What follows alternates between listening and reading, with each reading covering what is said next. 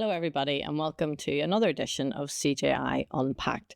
This podcast is one of two podcasts we're doing in relation to the publication of the inspection reports on Hydebank Wood Secure College and Women's Prison. We have done a podcast on education and prison service, and we're doing one today as well on health.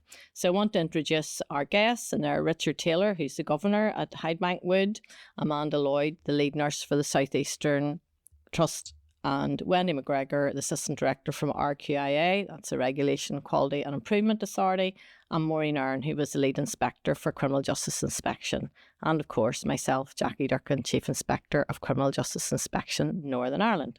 So I'm going to start with you, Maureen, and ask you, why did we inspect Hydebank Wood Secure College and Women's Prison? So Criminal Justice Inspection routinely inspects places of detention in Northern Ireland as part of its national preventive mechanism remit. So generally we visit the prisons, every 3 to 4 years. Hydebank Wood Secure College and Women's Prison was last inspected in 2019. So this would be part of our regular schedule of full unannounced inspections. It comprises usually 2 weeks. So the first week will be a small team of inspectors on site, conducting a prisoner survey and just having a walk around and getting a look and a feel for how the site is operating. And then the second week we have a full team of inspectors on site. Can you tell us a bit about who we inspect with on prison inspections? So the inspection is done in partnership with His Majesty Inspectorate of Prisons, and their remit is across England and Wales. They would routinely visit all prisons. So they join us for these inspections along with the RQIA that you've already mentioned, who will inspect the healthcare, and the Education and Training Inspectorate, who will look at learning skills and work. So Wendy, I want to bring you in here and ask you about what did we find in this inspection related to health? Yeah, so I suppose the RQIA element of the inspection that looks at healthcare looks particularly at primary health, the delivery of primary healthcare, mental health care, addictions and medicines optimisation, pharmacy and medicines management. So we focused really on those 4 key areas of the healthcare service delivered by the South Eastern Trust. I suppose what really stood out for me in this inspection was the significant improvements that had been made was very evident in terms of the partnership working across the piece from healthcare, South Eastern Trust and prison service staff. That was very evident. Again, one of the very positive outcomes from this inspection was like the whole prison approach, a whole systems approach to mental health and well-being. And you could see that very, very clearly, and it was very evident. And, you could see really good outcomes for both the young men and the women in prison, and leading up to when they were released then out into the community, and I suppose improved health outcomes in respect to that. So that was something that really stood out for us as healthcare inspectors. I suppose what was really good in terms of the inspection was the availability of those sort of psychological therapies at a level for the individuals in prison, the young men and the women. And you could really see where prison staff had also embraced this. And I think a lot of that came down to that shared learning from healthcare staff to prison staff. There was lots of lunchtime sessions. There was lots of working together in terms of that. For the women, I suppose, looking at the difference across between the young men and the women, you could see, I suppose, the difference in the demographics between both sets of individuals that use prison. And we certainly felt from healthcare inspectors' point of view that the needs of both were addressed very, very well. Particularly the women, there was a lot of sensitivity towards women at certain times of their lives, and including the care provided to those women, who are pregnant or go on to have babies. You could see all of that kind of support network that was put in place. So we felt that this was a really good positive outcome for prison in terms of health and working well together. Amanda, I want to bring you in here, and obviously we know about the increase in the prison population, particularly in the women's prison. And as someone who is providing services, healthcare services to women and to young men every day, can you tell us a bit about the complexities that means for service provision and for your staff? Yeah, I think even for I've been working in Hydebank with College and Women's Prison, which is only over the past 3 years, I have noticed a big difference in the population of the people that we support, and with an increase in females, an increase in older females, and with very complex needs. And it is trying to put the best service possible in place for those people, working collaboratively with the prison service and Belfast Met, and with community teams as well across regionally. There are challenges with that because there is no funding at present for social care provision, and I think that's one of the biggest challenges that we face. So it's trying to look at what resources we have and work together, and I think it's having that really robust partnership working and ability to be very open and honest with each other and with ourselves, and try to meet the needs of the people who are in our care. And also it's looking at the needs for when they leave prison as well. So it's things like care packages, trying to organise care packages if there's a female in prison who needs additional support. We've had a small number of quite elderly ladies, and then we have some younger ladies with complex physical and mental health needs as well. So I think it's really collaborative working is key in all of that there. Being honest with ourselves about what we can't deliver on, and then looking at different ways of working and looking at how we develop the services. One good thing is that we have really expanded our multidisciplinary team within our own service, and also we're getting more in-reach as well from some of the AHP services that we don't have on site. So dietitians, podiatry, things like that there. So Richard, from your perspective, obviously the South Eastern Trust and Healthcare and Prisons Provision is a vital partner for you. So can you tell us a bit about that partnership working and where you see that evolving in the future? Yeah, it's an essential partnership for us for the well-being of everyone at Hydebank Wood. And Amanda has touched on the large increase in senior citizens. I think the oldest lady that we got was 89 years of age with very complex needs, but coming into an operational custodial prison environment. And it's essential that we work together in order to deliver on what the specific needs of the individual is, whilst of course delivering for everyone else that's there as well. And of course for us is the understanding that in normal circumstances in the community, people would have one-to-one carers, where in the complex prison environment it's not possible to have that. And for our team to be working together, Amanda and I would meet very frequently and discuss those needs of individuals coming in. I mean, one example, we introduced body scanners in order to stop the smuggling of drugs and other substances into prison. And what we find now on occasions, young people coming in, realising that they're going to have to go through the body scanner, literally will take whatever stuff that they have on them. And of course that provides an immediate threat to life. And it's working along with Amanda and her team in order to manage that situation through in a timely manner, and to make sure that the level of appropriate care is there for that period of time.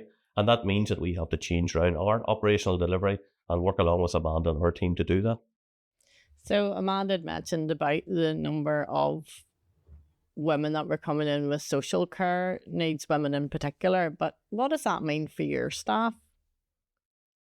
Well, we had occasions where we had senior citizens in suffering from acute dementia, doubly incontinent, inability to walk, and that, as I said, in society, in their own communities, they would have one-to-one care, and our staff then are really that immediate contact point, and we have to keep them in an area which is safe and secure, and also looking after them in a dignified manner, but also having the understanding that they could be on a landing with 16 other women, the majority of whom are medicated as well. And if someone is disruptive over a period of time, we see that stress and tension emanating in having a negative effect on others, and then having to move to a different location. And it is about communicating and about working together in order just to factor in what are those individual needs that a person needs. So often when we would inspect in various, in the prisons that we have in Northern Ireland, we talk about, the importance of partnerships, and I don't want to be, hammering on about this, but it is such a critical partnership, and because you have so many complexities of people coming in. So in terms of what the next steps are for that partnership, is there anything either of you would like to say about where do we go next with that, given the high, you mentioned, Richard, before we started the podcast, 119, I think you said? 116 female prisoners who will have their own medical, whether it's physical or mental health issues coming in from the community. So what does that mean in terms of being able to stretch capacity to deal with that?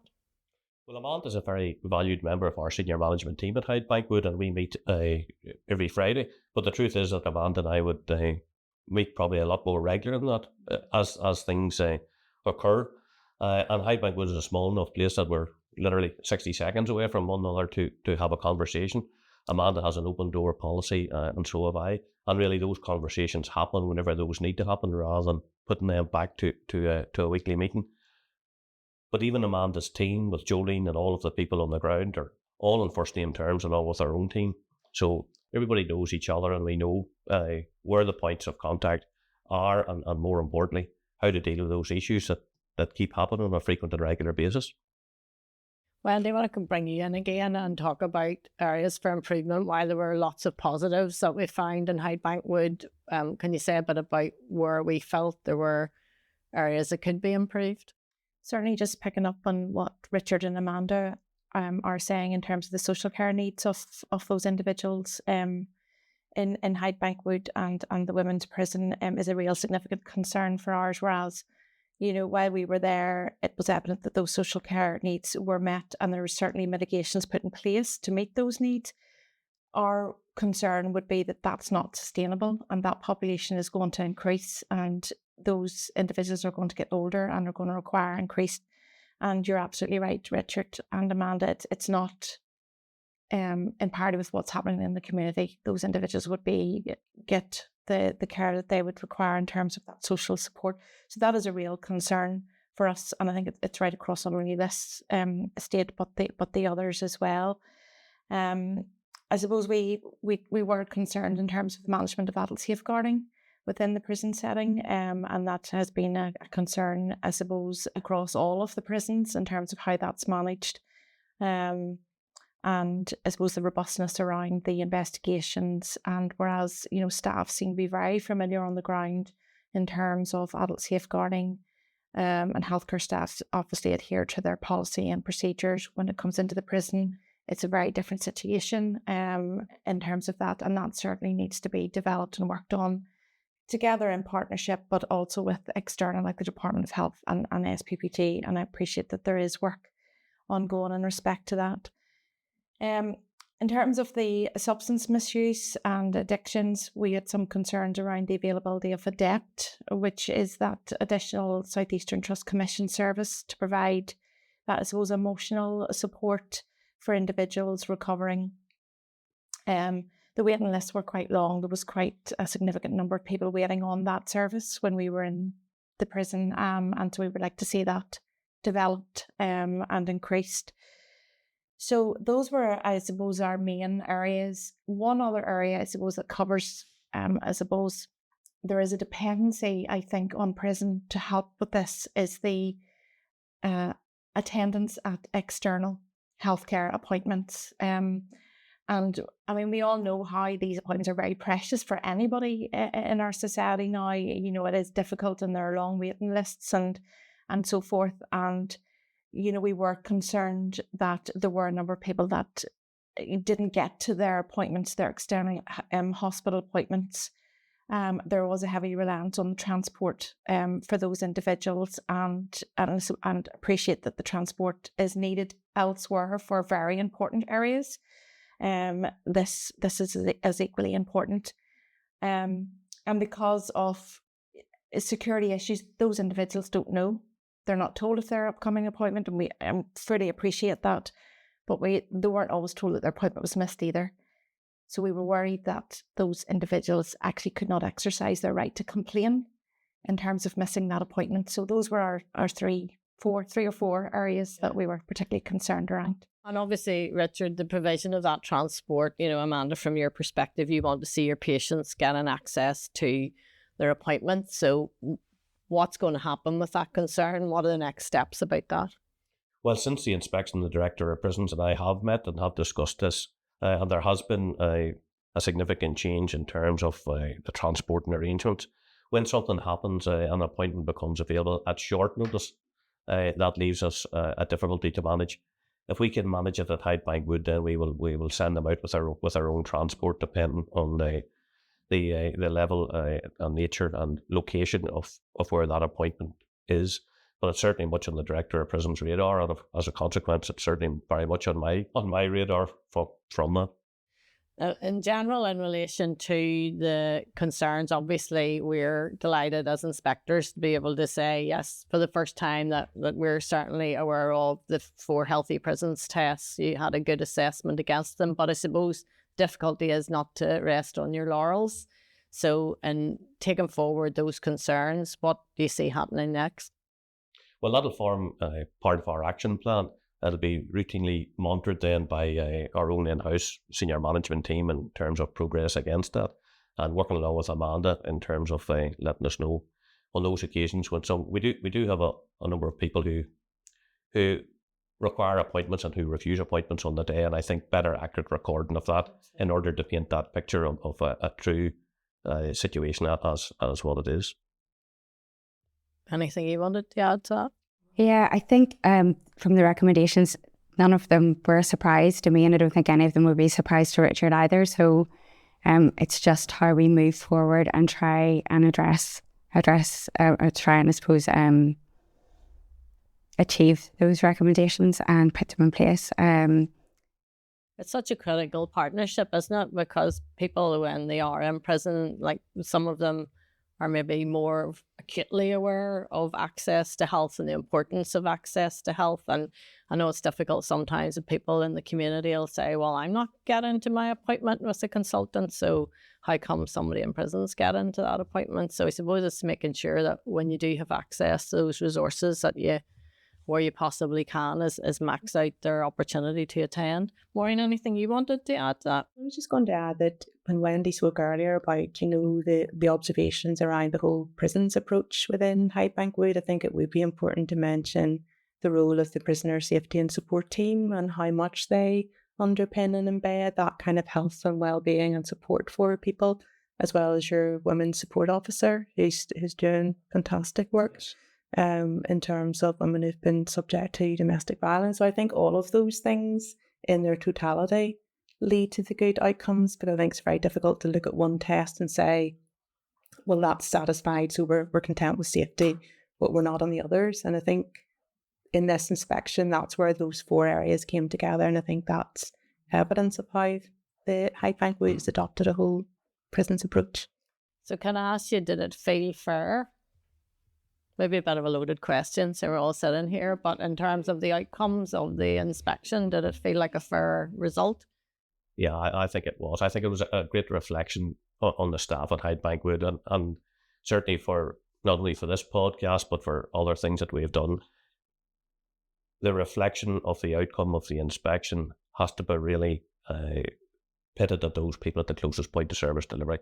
Those people that you saw who are working with senior citizens, very complex needs, who joined the prison service as a prison officer, but really are working hand in hand along with the trust to provide a level of care that we would have never experienced before.